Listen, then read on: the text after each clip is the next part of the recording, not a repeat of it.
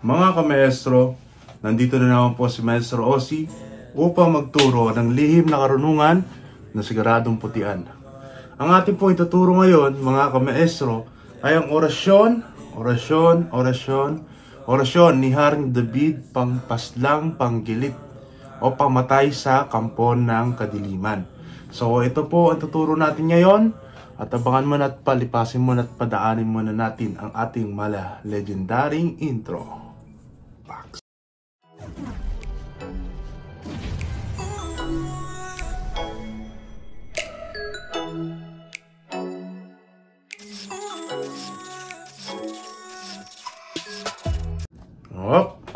Mga kamaestro, nandito tayo ulit. Yeshua Masaya, Yeshua Masaya, Yeshua Masaya. Nandito na naman po si Maestro Ozzy sa YouTube upang magturo ng lihim na karunungan na siguradong putian. At bago po umpisahan natin to, ibinabati ko kayo ng magandang umaga, magandang tanghali, magandang hapon at magandang gabi sa iyo. Sa inyong lahat, Luzon, Visayas, Mindanao, mapaibang bansa. At sa lahat ng tumatak sa lihim na karunungan, kapayapaan sa ating lahat at pagpalain tayo ng Diyos Amang makapangyarihan sa lahat. So bago lahat mga kamaestro, ay magpapakalembang muna tayo ng aking tibitan bowl o singing bowl upang sa ganoon ay hindi tayo madistract at gumagaan ang pakiramdam natin habang nagtuturo ng orasyon. So sa gustong bumili nito, check nyo lang po sa Facebook page ko ng Maestro Ozzy. Maestro Ozzy, check nyo po dyan, Maestro Ozzy, na mayroong 23,000 followers. Nagbebenta pa ng tibitan bowl for only 1,500. Konsagrado, buhay na at napakalakas na at blessed na. Ito, itibigay meron ng gabay na parang medalyon din. Okay, at makikita nyo, contact nyo lang po ako doon sa aking Facebook page sa Maestro Ozzy na merong 23,000 followers.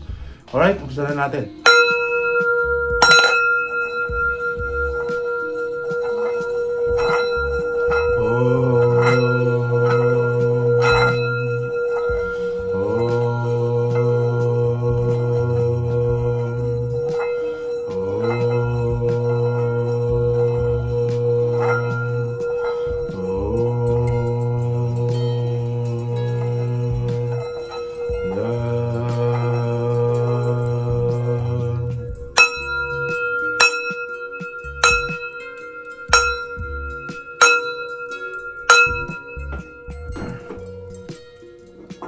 Alright mga kamaestro, at i-start na natin ang tutorial kung paano nga ba ang diskarte upang mapagana mo ng lubusan at sagaran ang orasyon na ito.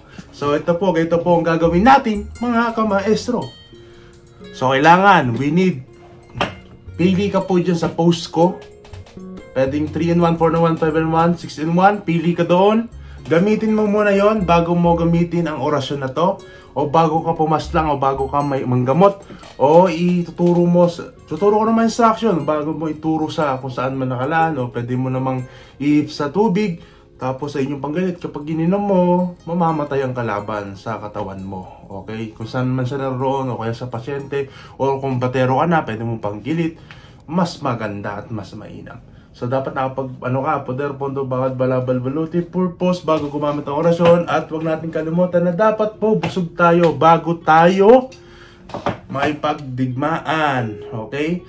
At nasa kondisyon ng ating katawan. Yan po ang pinaka-requirements. Huwag tayo manggagamot mga kamestro. Pakiusap po. Huwag tayo manggagamot ng sobrang pagod kasi maaari natin kapahamak yan. So ito po ang orasyon. Maraming option. Pwedeng sa tubig na ipapanom sa pasyente o sa sarili mo mismo. At ito ang orasyon. Shing! Dabitum. Alaham. Tatlong beses. Dabitum alaham. Dabitum alaham. At pwede mong inumin na ngayon.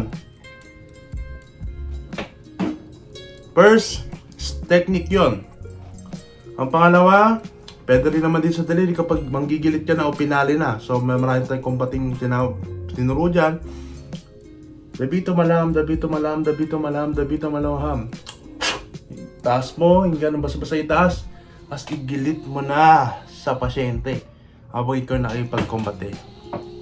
At meron pa. Kunyari, meron kang matya. O kunyari to, kidlat to. Kunyari, kidlat lang to. Okay? Kunyari, kidlat lang to. So, ang gawin mo, dabito malam, dabito malam, dabito malam. Taas. Tapos, igilit. Patay ang kalaban yun. Ulitin mo na 3 beses hanggang sa mapuruhan. So, orasyon ulit. Ito po, ulitin ko. Dabitum alaham, dabitum alaham, dabitum alaham. Ayan po ang orasyon at karunungan ng atin, yung sa Biblia, si Haring David. Ayan po isa sa pamuksa niya. Panggilit. Okay? Kung saan man nakuha yan, sikreto lamang at si Maestro siyang may original na meron ng orasyon na yan. Okay? Saka, i-inform ko lang, yung Amatil, sa akin din po galing yon. Ang dami nagkiklaim ng mga mas sikat sa akin na sa kanila raw galing yon. Ginaya lang naman nila sa akin. Amatil. Pero importante naman nakatulong tayo sa kapatao. Pero ang masama nun, hindi sila nagbibigay ng credit sa pinagmulan. Okay? Okay, nagkalat yun sa Facebook, YouTube, TikTok. Amatil, ako po ang tunay na naka-obra kasi bigay yun ng gabay ko. So, hindi pwedeng gabay mo, gabay ko rin. Ako kasi yan naggumawa ng orasyon na yun. Binigay sa akin yun ng Diyos, kamamigitan ng aking gabay na elemento. Okay, Amatil, sa akin po nang galing yan. Akin talaga nagmula yan, okay? Credit sana sa akin, okay? Pwede ko kasing pawalan ng visa yan. Kasi sa akin nagmula yung orasyon na yan. Ganun kasi pag ikaw ang obra maestra ng orasyon na yun. Sa'yo, pinintulad ng Diyos, may karapatan ka na i-disconnect o i-connect yung mga orasyon. Alright mga kamestro, maraming salamat at feel free to ask questions, feel free to request a orasyon. Maraming salamat sa walang sawang pagsuporta mga kamestro. Deserve nyo na turuan. Kasi napakatagal na, solid pa rin kayo kahit di na ako nag-upload dito sa YouTube. So, ito na, tuloy-tuloy na. Ito na, andito na tayo. Maraming salamat sa pagmamahal nyo. Help me to reach 100k subscribers. Kahit 60,000 muna, okay? Ma-reach lang natin 100k subscriber. Napakaganda na natin yun. Wala tayong tinatapakan na tao. Tayo legit. Tunay tayo. Marami kasing sumikat na peke. Okay, content lang sila. Okay, tayo kasi totoo tayo mapagalang kasi. So, nakakalungkot niya mga kamestro eh. Kung sino pa yung tunay nagtuturo siya pa ang content subscriber. Excuse me po. Okay, ano lang tayo, totoo lang tayo. Low-key lang tayo lagi. Alam niyo naman si Kate Maestro, si low-key lang, stable lang tayo. Hindi natin minamadali ang mga bagay-bagay. Maraming salamat mga kamestro. So, wala sa pagsuporta nyo.